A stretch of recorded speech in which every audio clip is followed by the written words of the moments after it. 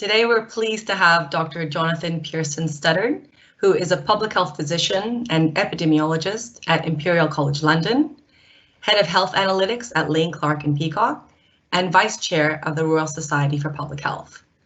Dr. Pearson-Stuttard completed his medical training here at the University of Oxford, so it's great to have him back with us today to present some work he's recently published in a book on links between health and wealth, together with Dame Sally Davies. The title of Dr. Pearson-Stuttard's talk is Whose Health Is It Anyway?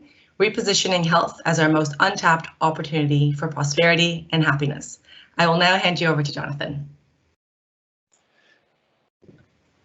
Thank you very much, Karen. And I'll just share my screen there, and hopefully you can see that first. Yes, that's great. Super. Well, thank you, Karen and David. It's a real pleasure to be with you, albeit virtually. And as you mentioned in the intro there, Karen, I spent 8 very happy years at Oxford at medical school, and then my first couple of years as a junior doctor there. And the only thing that would have made this even better was if I was physically visiting for the day and to see you all and then have a nice wander around Oxford. But I look forward to that hopefully in coming weeks or months. So as Karen mentioned, so today I'm going to talk through some of the themes in a recent book that Sally Davies and I published around 5 different aspects, and really tying into where we are now in terms of the big public health questions on the back of the worst of the COVID-19 pandemic that we've seen here in the UK. So first we'll outline where the origins of our book came from and how we were looking to the future of health. Then to look at the ONS Health Index, which came out of some of our earlier work, which looks to actually measure health more holistically, for health for the opportunity than it is, rather than just looking at illness for what health isn't. And then how the pandemic over the last 12 months or so has made health matter even more, both to us as individuals, communities, and collectively as whole nations, as we look to build forward from here. And then how these inequalities that have been sort of very, very entrenched for many decades, both in health and in wider health-related aspects, but that the pandemic has really concentrated that risk and those inequalities, brought them to the fore, and that we hope now is a real time for action on that. And then finally, how we outline a framework to reposition health as an asset and to put it first and foremost in government's planning going forward. So the origins of our book were an annual report in 2018 when Dame Sally was still the Chief Medical Officer in her annual report and I was her Chief Editor. And this annual report we called Health 2040, Better Health Within Reach. And it was deliberately far out. So we started at Health in 2030 and then realised that actually it's very difficult for colleagues across the health service to look beyond the next few months and so forth, and even back then, when there are such pressing, urgent issues. But to look 20 years out allows us to step back and say, what would good look like if we're freed from today's bounds and today's constraints in how we do things? And the idea was to reimagine the role of health, again, based on that opportunity that health can provide, rather than just looking at health through an illness lens. But throughout the report, we took an aspirational outlook, but grounded in evidence. So throughout the report, we'd have ambitions for 2040. So how we would like health and the world around us to look in 2040. But each of these were very much grounded in the green shoots that we can see today. So as we'll come on to, for example, when we look to refocus and reframe the health environment, one that's health harming to health promoting, we look at and we very much take encouragement from things like the soft drinks industry levy, which have been extremely successful. The green shoots that we can change the environment around us, but we just must go much further and much faster. We looked at the very breadth and depth of health, looking what we then called in our book the total health, both physical health, mental health and social health, and how each aspect of health changes throughout the life course, and that health at each time in our lives means something very different to each of us. But at the core was this approach that health is an asset, rather than illness being a cost or drain on society and on government resources. And finally, you can see on the right hand side here the cone of uncertainty, which Jonathan Grant and colleagues at King's developed in their chapter in the report, where we look to the future to try and identify those dystopian risks and those things which are really sort of reducing what health could look like in 2040 and how you could mitigate those, but also then looking at the potential upsides. and then looking through various different scenarios, various different ways of approaching those, so that we can leverage those upsides and mitigate against the worst of the risks.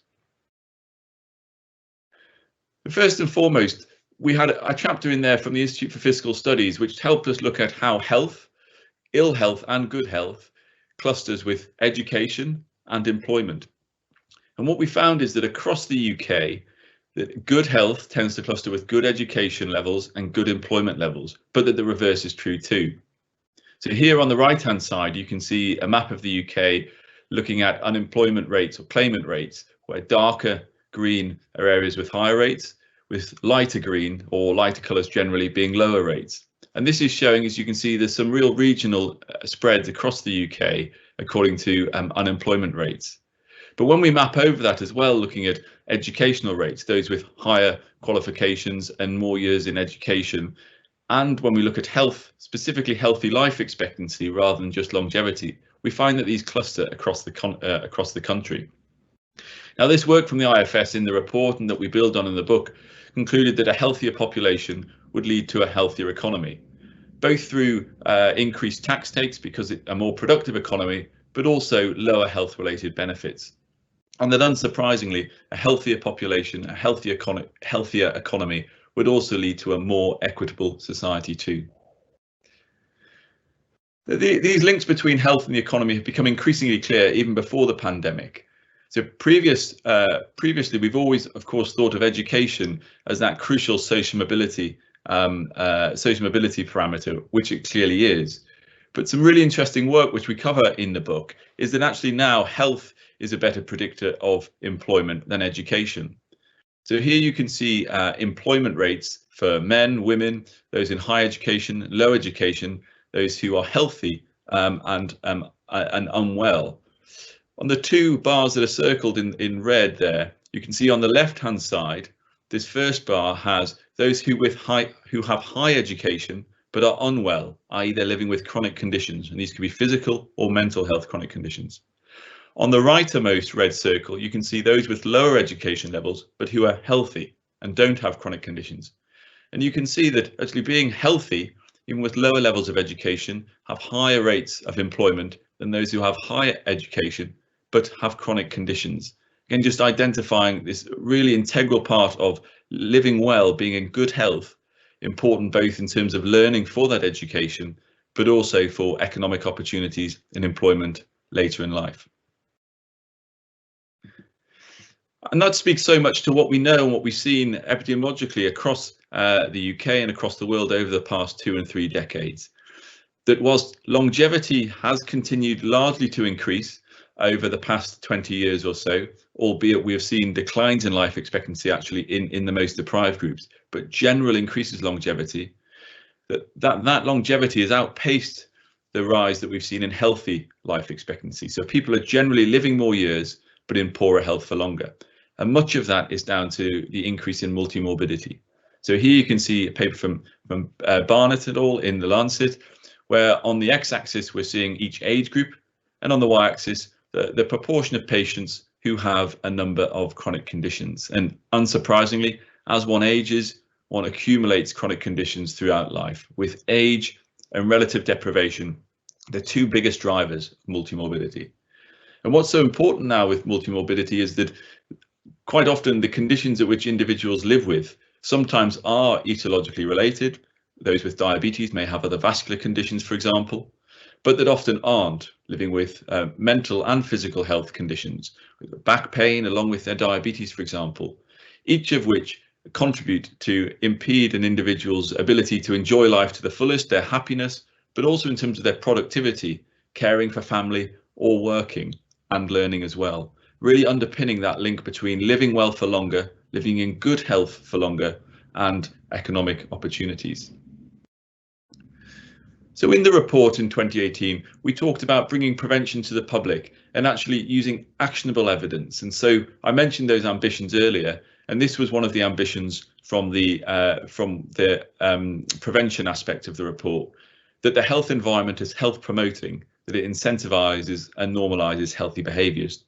Now, this may sound very straightforward and sound simple, as it should be, but that when one looks through the evidence that was in both the report and we cover in our book, at each stage, as we'll come on to later, the environment around us makes it easier to make the unhealthy choice, whether that's because of the affordability, whether that's because of the accessibility, or the availability both of the types of foods and other health behaviours that are always making it easier to make unhealthy choices. And then that's even more the case in low income neighbourhoods and so forth. We made some recommendations around multimorbidity, both that more research was needed to identify these clusters, which clearly won't be random, both in terms of where across the country, how they vary within communities, but also in terms of disease patterns. Well aware that generally, as we set up, certainly in hospital medicine, generally tend to coalesce around specific diseases or specific organs, even though the patients in front of us often have much more broad and complex conditions than just that. And of course, the need to address health inequalities at each level of the health system, as we'll come on to. We identified emerging technologies as some of the big opportunities, both in healthcare, but also in public health as we go forward. Now, clearly, and as we've seen again over the last 12 months, machine learning within healthcare specifically has some real potential for some early wins, particularly around things like imaging, digital pathology, but that there are various other ways that this could be much more broadly used, both across healthcare, but actually out into public health.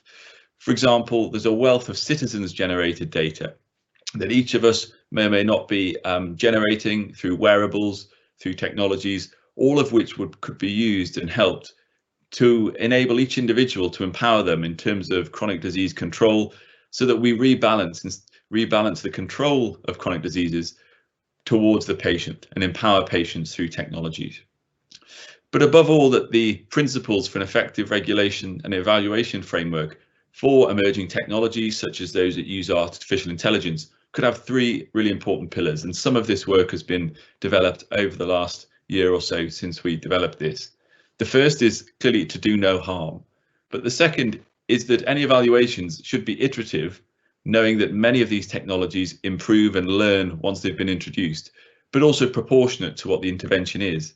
So, for example, if this does not need, for example, randomized controlled trials for various different types of interventions that are more iterative, that are more process-based and are proportionate to the task and the impact of what they're doing.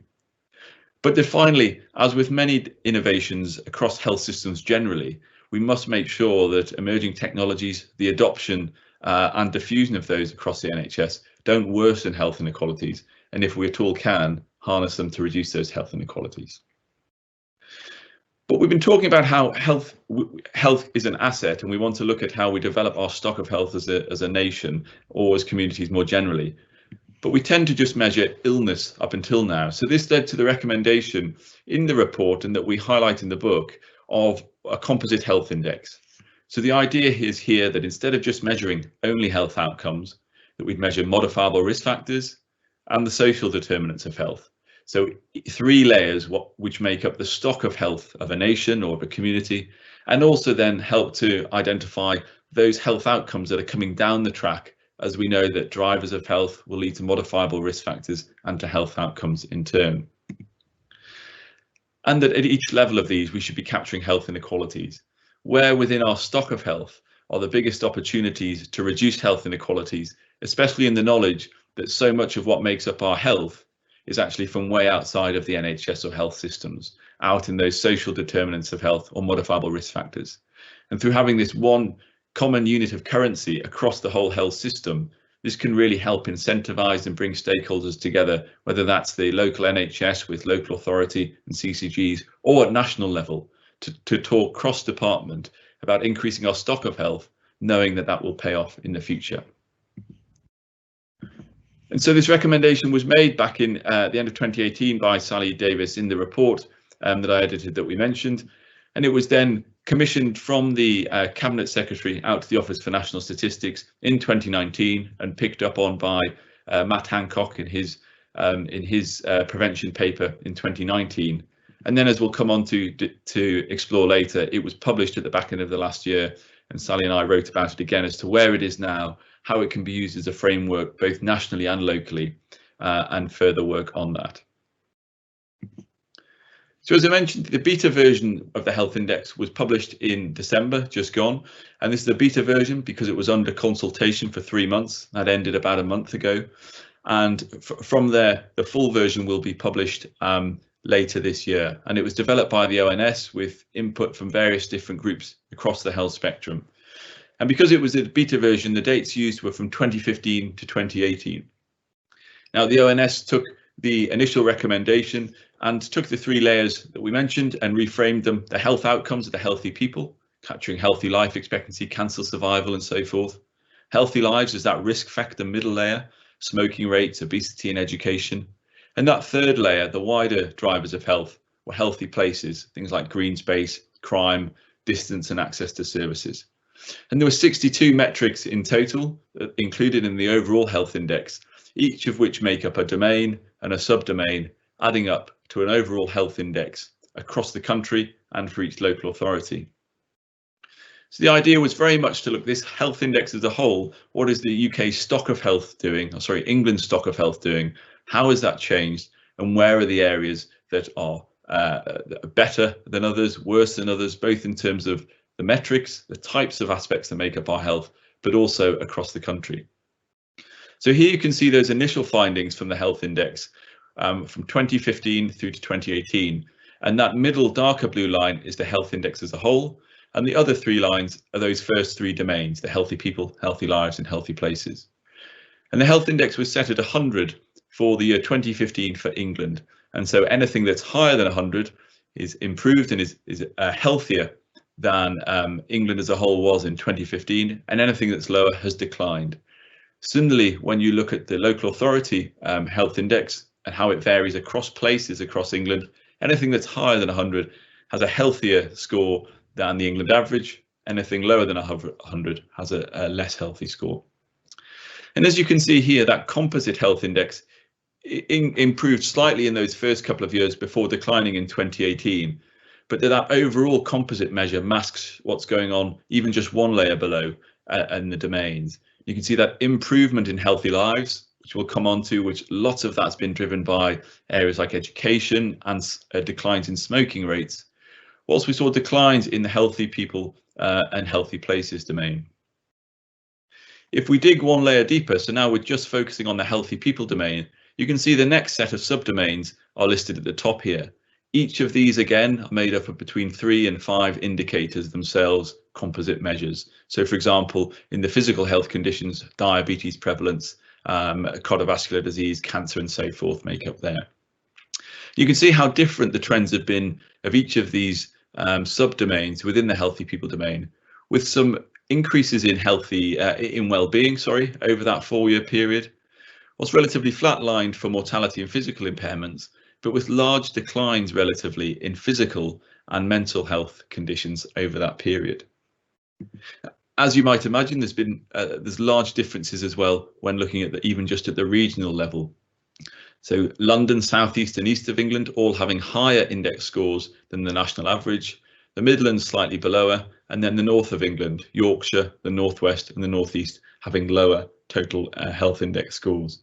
And what's really interesting, if you have time to look at the Explorer site, you'll see that actually the Northeast, Northwest, for example, generally do worse both on the healthy people layer, on the healthy lives aspects, but much better on the healthy places domains, access to green spaces and so forth. There's a fantastic work that the ONS did in terms of creating this composite health index, but we wanted to go 1 step further to ensure that given there are 62 different indicators, given we've got around 150 local authorities, and over these 4 years, how can we allow users, whether that's interested public or policymakers more generally, to engage in the health index, to explore how the index has changed over time, how it varies by place, but also why that is, so that one can dig down to see which domains or which indicators vary, for example, compared to my neighbouring local authority, and then to dig into why that is. And so the ONS partnered with Lane Clark Peacock, where I'm head of health analytics, to produce this Explorer, and we'll put the site for this in the chat afterwards so you can explore at your leisure. But that here you can see some screen grabs. On the left hand side is just the overall health index across England, where you can see green areas are above 100, so they're healthier. orange and red areas below 100. And you can see that the health index in 2018 there was 99.7, having declined. You can click through, and on the right hand side you can see you've got, this is showing the health index domains itself and each of the indicators. So in the center there you've got the three domains: healthy lives on the right hand side, healthy people at the bottom, and healthy places on the top left there. And as you go out you can see the subdomains and the indicators themselves, and you're able to then click through, see how these have changed over time: red meaning it's got worse, green it's got better, or how it compares one area, for example, how Oxfordshire varies with Northumberland, for example, to really actually compare that overall stock of health rather than just how you're doing in one index, life expectancy, or another indicator, overall how you're doing and then why that is, and really break down where those largest inequalities in place are over time. And so, of course, over the last 12 months, and the awful nature of the pandemic, it's identified how our population stock of health is more important than ever, specifically in terms of both levelling up, but also the economy more generally. So of all of the various different metrics over the last 12-13 months, it's all cause excess deaths that have been identified as the most important measure, because of course in the UK more generally, we have sadly around 500,000 deaths each year, and the question that has been most prominent is, are there more deaths that have happened in any given week or over the last year because of COVID, or have these been individuals who sadly would have been expected to die statistically and have died from COVID rather than something else? And there are three broad areas we group the excess deaths into. The first are those that are direct deaths from COVID-19. So an individual catches COVID and dies from that. Second are these indirect impacts, which are changes in behaviour, either the behaviour of the health system, for example, the health system pivoting to focus on COVID-19 and that leading to changes in, for example, cancer care pathways, or the pressure on the health system, meaning that ambulance wait times might be longer for example, heart attacks and so forth. And the second aspect are changes in individual behaviours, whether that's changes in health seeking behaviour, whether individuals seek emergency care in the same way they might have done outside of the pandemic. And the third area are these impacts of the pandemic on physical and mental ill health, and those impacts of the pandemic on social and economic impacts that we will see coming through to health in coming years. So, for example, we know from the 2008 recession that nearly 1 million more working age people had chronic conditions owing to that increase in unemployment. Now, clearly for each of these three groups, they all have different impacts across different populations and certainly over different time periods. And certainly of the latter group, we will see most of those impacts we will still haven't seen yet, and we'll see in the months and years to come.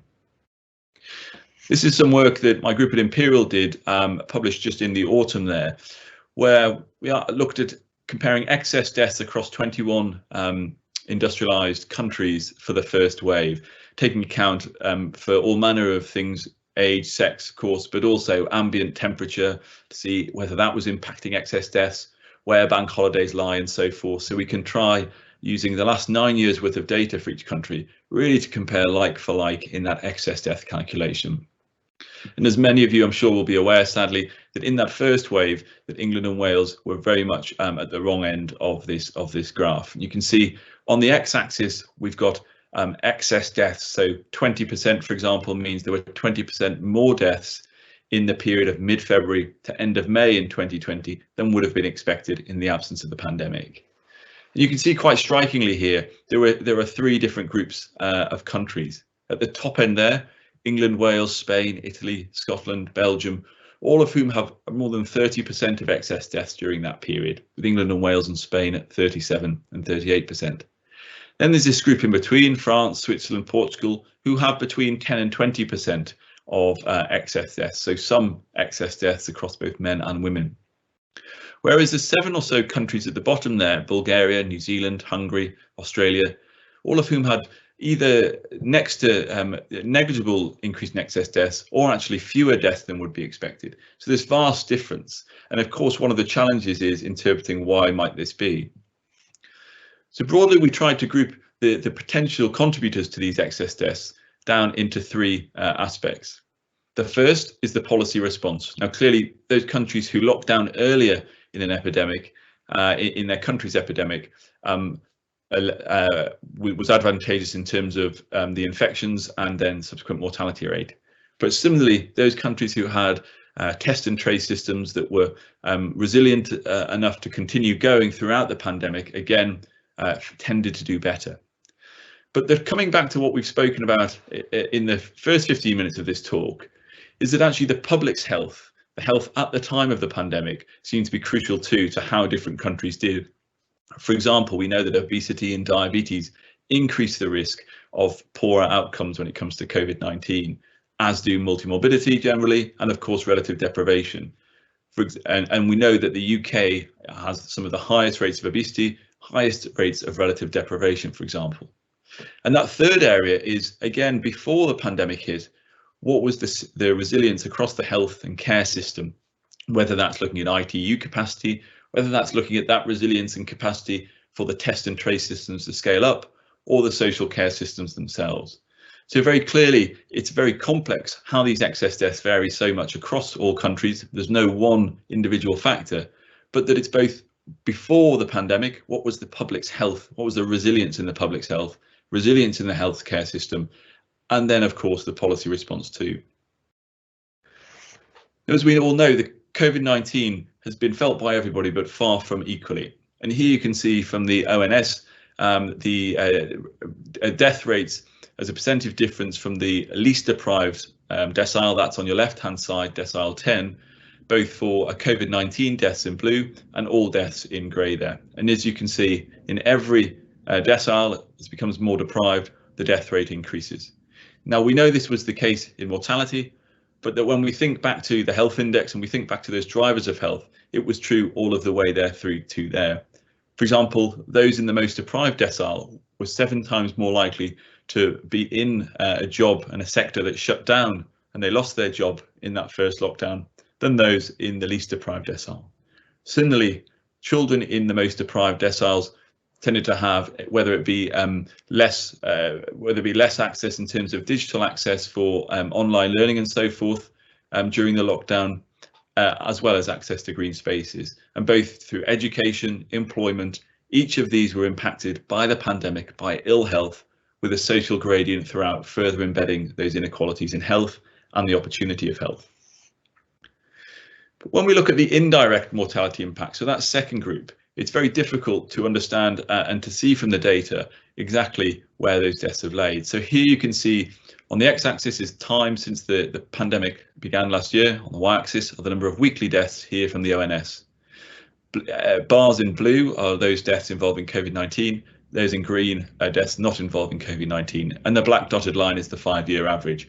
And you can see there the large increase in deaths around that first wave of around 60,000 deaths. Then that more gradual increase in excess deaths through autumn, with those large weekly deaths in early January and February in that worst of the second wave of the pandemic. But what's very interesting when you look is that in that first wave, that of the excess deaths, there were COVID-19 deaths were less than the total number of excess deaths. Now, by the second wave, that wasn't the case. Now, it's clear that it took some time for the coding of COVID-19 deaths to catch up in that first wave, especially when we look at that gap between COVID-19 deaths and excess deaths had all but reduced by the end of the first wave. Whereas in that second wave, you're seeing more COVID-19 deaths than excess deaths. And that, of course, can lead to the narrative or the thought that that means that deaths from all of the causes are down. And while that may well be the case in terms of aggregate, clearly there'll be variation within the causes, as we'll come on to. Here you can see how excess deaths vary so much throughout the pandemic by place. So in the top left-hand corner, excess deaths by hospital, anything positive, you can see are excess deaths, anything negative or negative excess deaths. Seeing the first wave there, fewer deaths in the summer, second wave. Similar with care homes, although fortunately a much lower second wave there. Whereas if you look in your bottom left-hand corner, you'll see that excess deaths at home, so this is in an individual's private home, have persisted throughout the summer last year, throughout the autumn, and throughout the second wave. So these are around 1,000 extra deaths each week in the community that are above and beyond what we might have expected. some of which, of course, may well be good planning between local physicians for those who are towards the end of life, but it's unlikely that this accounts for everything. Now, when we look at specifically from Public Health England data, looking at excess deaths according to specific conditions, you can see that in some of the commonest causes of death, we've also seen excess deaths over this period. So the graph here is showing, again, the dotted line are the expected number of deaths in each week. Above that line are excess deaths, and this is for ischemic heart disease. And since the pandemic began, we've seen 17,000 more deaths than would be expected. Heart disease, 9,000 more strokes, and 28,000 more of diabetes excess deaths. And these are deaths whereby any of these causes are named on that death certificate. So there may well be two things, for example, on the death certificate, but these are above and beyond what we would have expected according to prior years. So already getting an insight as to how diverse the mortality impacts may well be. And as we've heard a lot over the last few weeks, clearly there have been impacts both on the cancer services, fewer people being diagnosed, but also delays to treatments, whilst also on more non-urgent impacts, such as on orthopedics and so forth, all of which we would expect to see the full impact of that in terms of both longevity and mortality, but also morbidity in coming months and years. So as we saw in that slide earlier, the mortality impacts have been very inequitable from the pandemic. And we know that this has been the case for many years, but that alongside this, that healthy life expectancy is particularly getting worse and the gap in that increasing. So this is some work from our group at Imperial here, where you can see life expectancy in women in each decile, with in the blue at the top there is the least deprived decile, coming down there towards the red, which is the most deprived. You've got 2001 at the top, 2016 at the bottom. And over that 15-year period, we saw in women life expectancy increase the gap from 6 years from the most deprived, most affluent, to 8 years. And in fact, in those most deprived 20% of women, we actually saw life expectancy go backwards since 2011. And this is all before the pandemic has taken effect. Now, this gap actually in healthy life expectancy is much greater. So the gap between the most deprived and least deprived 10% for healthy life expectancy in women is 19 years. So when we think what that impact is on a woman's ability to work, to care, and to enjoy life, that is quite stark, embedding those inequalities across day-to-day life. So throughout our book, Sally and I are very keen to move from determinants of health to drivers of health. Determinants suggest that there's nothing we can do about them, and we've been talking about social determinants of health for an awfully long time, and there is a lot that we can do about them. This is about society and choices. We talk about commercial drivers of health. So, for example, those who actively damage our health, unhealthy foods, tobacco, alcohol, and talk about internalising those negative externalities. How can we reduce the impact on the population's health? And then, of course, those who do help our total health, our physical, mental and social health, but could do much more, whether that's, for example, the pharmaceutical industry, who have provided fantastic innovations over many years, but that we have not seen, for example, development of new antibiotics for many decades now. We looked at social determinants or drivers of health, those traditional drivers that have evolved. Work, for example, has always been thought of as a key social determinant of health, but being in work itself is no longer enough when 1 in 2 households who live in relative poverty currently have a parent who is working. But whilst also looking at new drivers of health, for example, social media, addiction and sleep, the roles they have both in longevity, but importantly in each of our individual stock of health to be productive and be happy throughout the course of life. And when looking at some of the social and commercial drivers of health, throughout all of them, there are entrenched inequalities, and perhaps none more so than in child obesity. And here you can see that the most deprived deciles on the left-hand side, least deprived on the right-hand side, and these are rates of obesity when children start school in light blue and leave primary school in the dark blue. And as you can see, there's around double the prevalence of obesity, both in when children start school and when they go to onto secondary school in those most deprived communities compared to the least deprived. And then when we look how important that environment around us is, this gives just some insight as to why that might be the case. On the left-hand side here, you can see this is plotting the density of fast food outlets against the deprivation score. So top right-hand corner are where there's lots of fast food outlets and it's a more deprived community.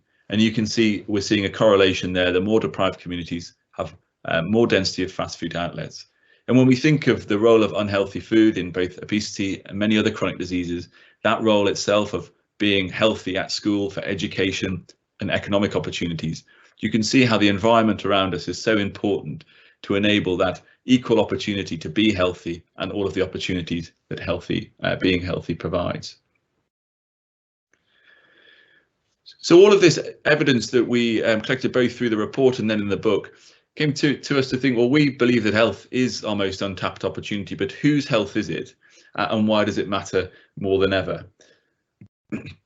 And of course, there's been decades worth of work both on well-being more generally and on reducing inequalities, from Wanless, looking at fully engaged scenarios, which very much talked about tackling health inequalities, addressing those social and economic and environmental determinants of health, but also supporting individuals to make healthy lifestyles, as we would say that making the healthy choice the easy choice at every turn and throughout life. And of course, much work done by Lords Layard and O'Donnell around well-being and well-bees. The proposal with well-being years being that's a common currency of a framework to estimate the impact of all policies on the nation's well-being. We've proposed a health index as that unit of currency that captures well-being, as well as other stocks of other parameters within health that enables us to look a bit further up the track, those risk factors and those wider drivers that will truly help to level up health and level up economic opportunity.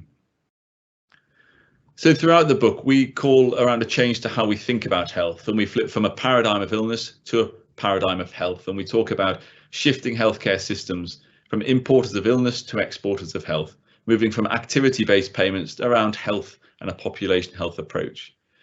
There's been increasing focus on mental health, but it still lags way far behind in terms of parity with physical health. And we also talk about social health as an important concept, particularly in young and in older age. And then this perhaps biggest paradigm of all, seeing illness as a cost to health actually being our most untapped opportunity for collective prosperity, happiness and fairness in the 21st century. So predominantly, of course, and this looks around the NHS was set up in many ways as an illness service, funded out of taxation, that could be seen then as a form of insurance against our ill health. So if we're looking at insuring against our illness within the healthcare system, how do we ensure that we're promoting good health, living well for longer out in the healthcare and the wider health environment?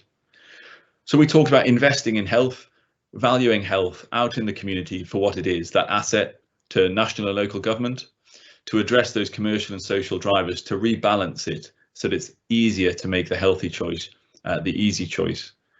Whilst in the healthcare system itself, we talk still about insuring against illness, and we have the NHS has been doing a fantastic job throughout, but particularly around acute illness and the service it provides for acute care.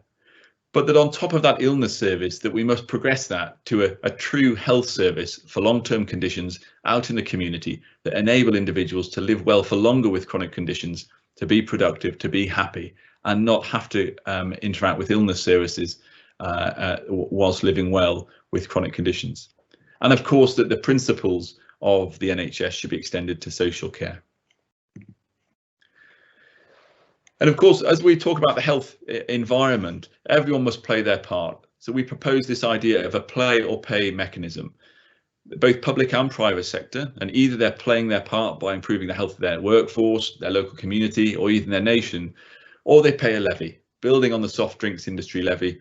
For example, either if the products that they produce are harming that stock of health of the nation, or if they're not playing their part in improving the health of the workforce. And all of this then was filtered around repositioning health as a national asset. We've got that health index with those 3 domains that can measure and track our stock of health and those inequalities in health, how that varies over time and by place. That in itself provides those actionable insights to help invest in health for more prosperous and happy futures, both across the country and clearly economic aspects too. We also proposed a national bank for health to be for what health for what the Bank of England is to monetary and financial stability, to set that target for the National Health Index, for that to then be delivered, and set the framework for the play or pay to incentivise everybody, private and public sector, playing their part. And of course, that pay or play would contribute some funds towards the Public Health Investment Fund, which we'll come on to. And so the Public Health Investment Fund, specifically made up of two parts, one being directly from government and taxation, but the second being contributed via this play or pay mechanism to ensure that all of those who are working and do business here in the UK contribute the nation's stock of health, would allow for this Public Health Investment Fund, which could look at the health index, identify both the areas within our stock of health, which indicators, which domains, and also where nationally that we need to really invest to reduce those health inequalities and to level up. And it would do so very much on that 15 and 25-year time horizon. And again, one of the advantages of that health index is investing in wider drivers of health or even risk factors can often take more than the 5-year time period of a government to see those fullest effects on that. By investing in the health index, you'll see the health index itself improve in a year or so. So any government can say at the next election, we've improved the health index because we've invested in our stock of health via the drivers or via risk factors, and in this way. So I'll just finish with, we finished the book here with a really important quote from the first woman doctor, Dr. Elizabeth Blackwell, who says that we are not tinkers who merely patch and mend what is broken, but we must be watchmen, guardians of the life and the health of our generation, so that stronger and more able generations may come after. And as we sit here in the wake of the worst parts of the pandemic, with clearly huge amounts of the health impacts still to come, never mind the social and economic impacts, it seems a rather poignant thought. So thank you very much, and look forward to any questions.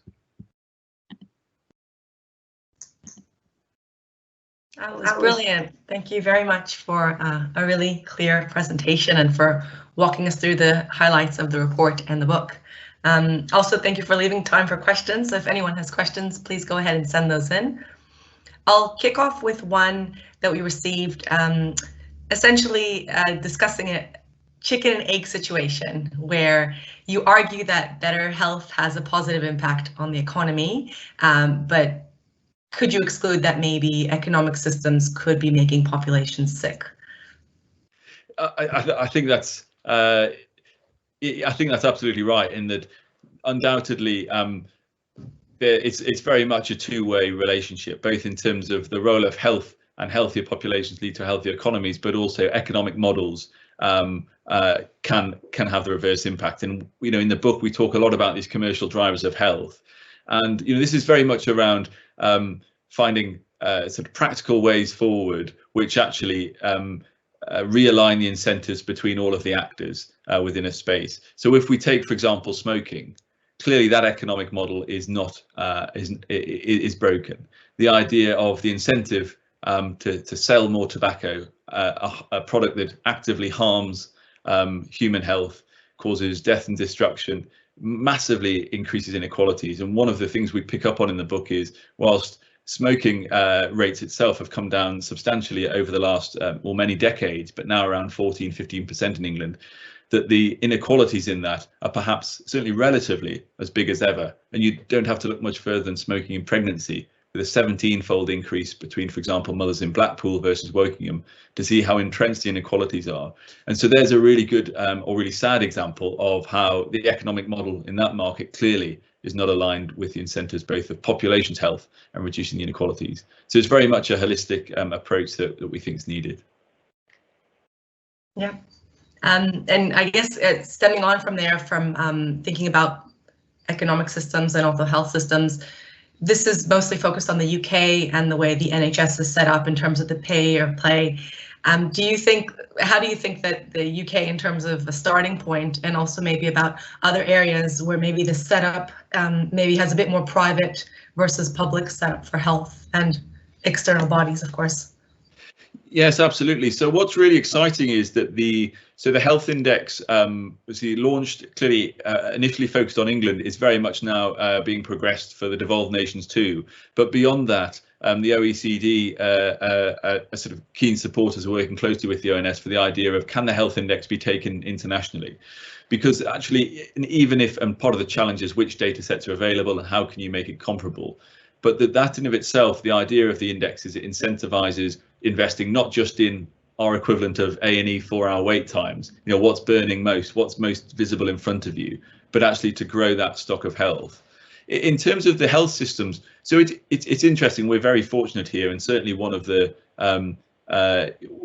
many reasons that we've done so impressively with the vaccine rollout is because we have the NHS and this universal system. But that looking internationally, the vast majority of systems still generally pay on an activity-based system. Pay for the activity pay for the activity, whether that be a hip operation, whether that be the prescription of a medication. And so lessons here, and there's few and far between of the sort of outcome-based or value-based programs, but really to shift incentives, whether that's of the care provider, whether that's pharmaceutical, whether that's others, around the patient and population's health, rather than just on activity or volumes. And there's lots of commonalities, I think, internationally on that. David, you popped in. Yeah, if I could also jump in with a question. Thank you for a fantastic talk. When you constructed the health index, you briefly described the different features, healthy people, healthy lives, healthy places. How did you go about kind of constructing the score and weighting the different aspects? Because it would seem quite a tricky thing to do. And what stakeholders, if you like, kind of informed how you went about doing that?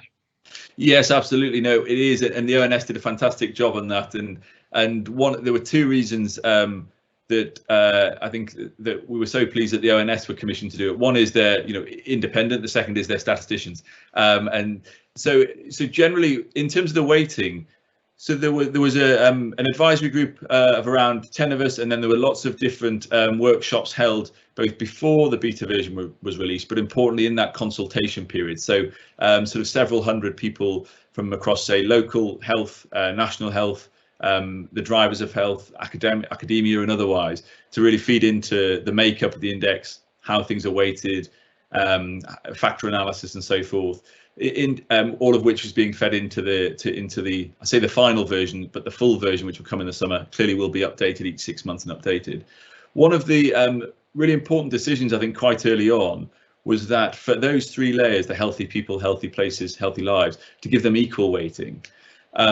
Because one could say, well, you could weight it according to time and risk until one will have the, say, longevity cut short. But the whole purpose of this was about being healthy, an area being healthy, and what that brings. So each of them are weighted equally, and then within each domain as well. You might have seen, for example, in the healthy people domain, there's 5 subdomains. Again, each of those are weighted equally. Even if one subdomain has 5 indicators, the other has 2. And that's something the ONS are looking at now, whether, although each domain is weighted equally, whether it should be according to each indicator or otherwise. But there were various different challenges as well around the data that's in there. You might have noticed that in the healthy people layer, well-being was a bit of an anomaly in terms of its trend improving. Now, well-being's a self-reported measure as part of the ONS well-being survey, whereas mortality is clearly from the death certificates and so forth. And so there were various which in itself brings a really interesting question: why has well-being gone up when others have gone down? And so specifically on mental health data, the data quality or the completeness geographically was much poorer than some of physical health aspects, and so that's certainly something that we hope will improve in coming iterations. Brilliant, thank you very much. I'll hand back to Karen. Wonderful. If there are no other questions, I might just quickly ask about the timeline. How quite a long timeline ahead to sell to any policymaker. I suppose what are the initial first steps in the shorter 5-year span? Yeah, absolutely. So we're really sort of pleased and excited that the health index has been commissioned, published, and now that the full version's coming. The key will be really to get that adopted by so both by the government as a national statistic in the summer, and we feel that if that happens, then it'll be extremely important. It's a national statistic alongside GDP. Now, once it is a national statistic, that also means it'll be reported regularly, both in terms of accountability within Parliament, but also from the public, from the media, from academics, which in of itself raises that profile to be a measure of health that sits alongside GDP. Now, of course, what would be fantastic would be at the next election, whether both parties, but it'll be depending which way the health index goes, stands up and says, look, GDP did X, unemployment went X, and the health index went up too. And then all of a sudden, you've really incentivized policy making around, the stock of health, rather than just, for example, keeping illness out of the headlines.